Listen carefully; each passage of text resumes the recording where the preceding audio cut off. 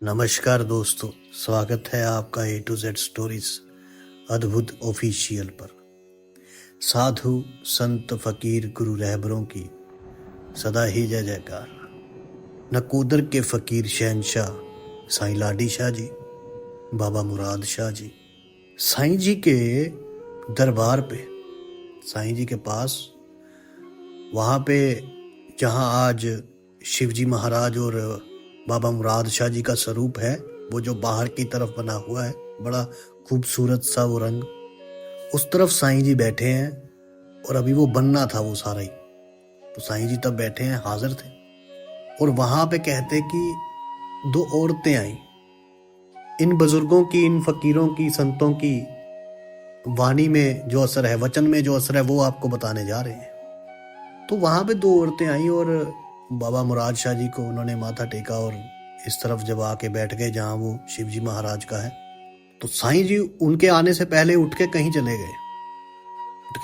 गए। तो वो दोनों आई और उनको बाबा जी के दर्शन करने थे कि साईं जी के दर्शन हो जाएं, कि किसी तरीके से साईं जी के दर्शन, उन्होंने दर्शन करने आने थे तो दर्शन तो करके ही जाने थे, तो को बात भी कर लेते साईं जी से।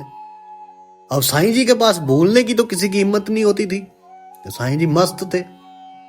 तो मस्त जब अपनी मौज में हो तभी बात होती है, वैसे नहीं होती। तो वो ऐसे एक दूसरे के साथ ऐसे बात करते करते वो लड़की थोड़ी इमोशनल हो गई। जो उनके लेडी आई थी साथ में, दो लड़कियां थी, मतलब एक औरत थी बुजुर्ग उम्र की, थोड़ी ज्यादा उम्र की, और एक थोड़ी जैसे नवविवाहित होती है औरत, ऐसी थी लड़की।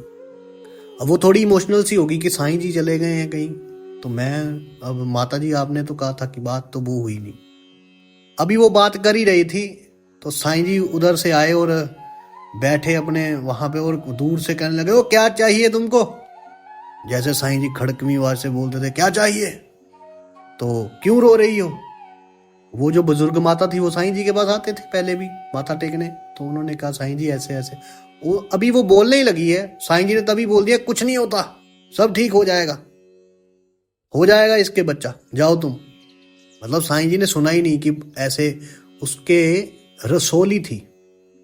तो अब डॉक्टर ने कहा था कि इसका ऑपरेट करना पड़ेगा, और उसमें कुछ दिक्कत थी उनके कि शायद वो आगे मां ना बन पाए। तो साईं जी ने दूर से ही वचन कर दिया कि ये बच्चा हो जाएगा, इसके जाओ यहाँ से। अब वो जो लड़की थी वो भी हैरान, और बुजुर्ग माता को तो पता था कि साईं जी ऐसे रहमतों वाले हैं, ये संत हैं, फकीर हैं, महात्मा लोग हैं। अब जब वो चले गई तो फिर समा बीता, तो जब उन्होंने रिपोर्ट टेस्ट करवाई तो उसमें ऐसे उन्हें नॉर्मल दिखने लगा। जो रंग, जो पहले बीमारियां आ रही थी तो वो नॉर्मल दिखने लगा। तो अब डॉक्टर भी हैरान है। तो वहां पे क्या हुआ कि कुछ समय के बाद जब उनके बेटा हुआ तो वो लड़की, उसका विश्वास पक्का हुआ कि साईं जी वाकई। तो साईं जी जैसे ही वो आए तो लड़के को लेके आए, तो साईं जी हंसने लगे।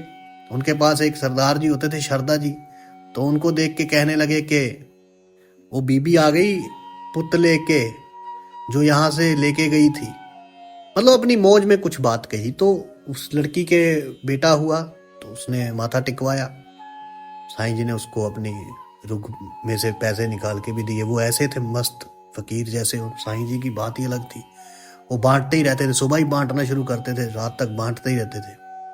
उस लड़की ने शुक्रिया किया, धन्यवाद किया कि वहां से। अब यहाँ बात यह है कि जो बात दवा से बन ना सके वो बात दुआ से हो जाती है। जो बात दवा से बन ना सके वो बात दुआ से हो जाती है। जब कामिल मुर्शिद जिंदगी में मिलता है तो बात खुदा से हो जाती है। और ये पीर, ये फकीर, ये गुरु, ये रहबर, ये संत, ये महात्मा, ये सिद्ध पुरुष, इनके बोले वचन जो होते हैं, इनकी जो बोली वाणी होती है, वो खुदा बड़ी करीब होके सुनता है। वो परमात्मा, वो ईश्वर बड़ा करीब होके सुनता है, क्योंकि उस तक पहुंचे हुए होते हैं, उसी की तरह होते हैं। वो लड़की भी बड़ी खुश, फिर उन्होंने पैसे दिए। कहने का मतलब ये है कि इन बुजुर्गों की, इन फकीरों की, संतों की, महापुरुषों की जो वचन हो जाते हैं वो पूरे हो जाते हैं। तो ऐसे मौजूद हैं संत, गुरु, रहबर, पीर, फकीर। अगर कोई ढूंढे तो मिलते जरूर हैं। और साईं जी की तो, नकोदर वाले साईं, उनकी बात ही अलग थी। और जिन्होंने भी उनको देखा है, जिन ने भी उनसे बात की है, और जो भी उनको मानता है, उनसे पूछ के देख लेना, वो जरूर बताएंगे कि उनका रंग ही अलग था। तो उनके जुबान से जो भी निकला वो पूर्ण ही हुआ, कभी रुका नहीं।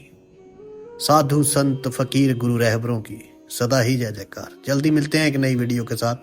तब तक के लिए आप सबका धन्यवाद। आप सबके भीतर बसे उस परमात्मा को मेरा प्रणाम।